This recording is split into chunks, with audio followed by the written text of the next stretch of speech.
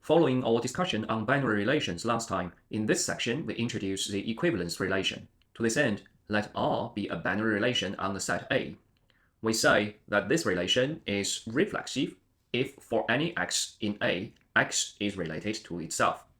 We say it is symmetric if given any elements x, y in A, x being related to y implies that y is related to x. Finally, we say this relation is transitive if given any elements x, y, z in A, x being related to y and y being related to z together imply that x is related to z as well. If R satisfies all these three properties, we will say that R is an equivalence relation on the set A. We typically use the symbol tilde to represent an equivalence relation. In particular, an ordered pair xy of this relation is simply denoted by x tilde y, which reads x is related to y. In the rest of this section, we will discuss some equivalence relations on the set of real numbers. Our first example is fairly trivial. Given real numbers x and y, we define x being related to y as x and y are identical. It is straightforward to see that this relation is indeed an equivalence relation on the set of real numbers. Actually, recall that a binary relation on the set A is nothing more than a subset of the product A cross A itself. And in this example, our set R is called the diagonal set, which consists of ordered pairs whose both coordinates are identical. Clearly, given whatever an equivalence relation on the set of real numbers, it must contain at least this diagonal set, which is a direct consequence of the reflexivity. In our second example, x is related to y if and only if their absolute values agree with each other. To see this is an equivalence relation, we can check the three properties one after another. The reflexivity clearly holds as the absolute value of x is equal to that of itself. The symmetry is also evident if the absolute value of x is equal to the absolute value of y. Then it means precisely that the absolute value of y is equal to the absolute value of x. Finally, for transitivity, if the absolute value of x is equal to the absolute value of y, and the absolute value of y is equal to the absolute value of z, then clearly the absolute value of x is equal to that of z. Thus, we have verified the three properties.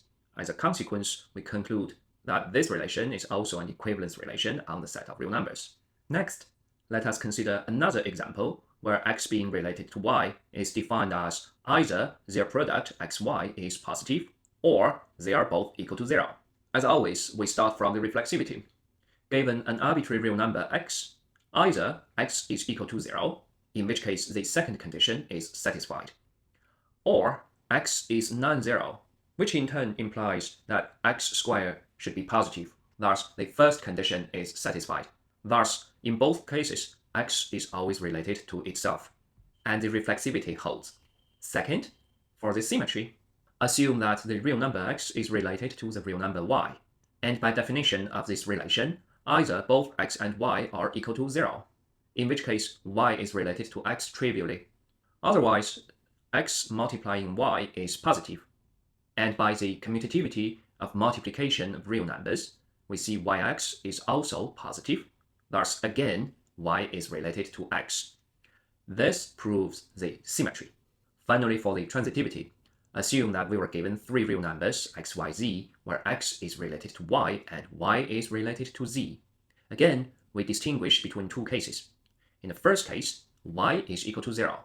But then, for x to be related to y, x must vanish. Similarly, z must vanish as well for y to be related to z.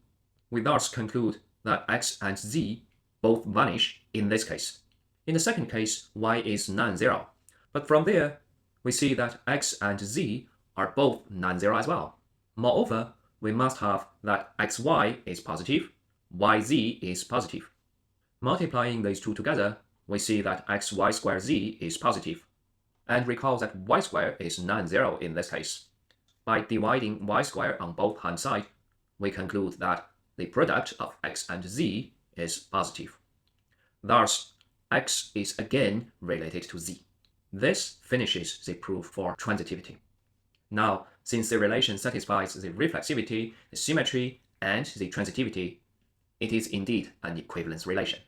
Last but not least, let us check the universal relation, where whatever an element x is related to whatever an element y.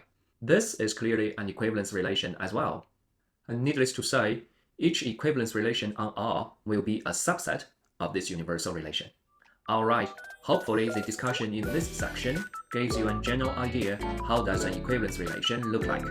In the next section, we will discuss equivalence classes.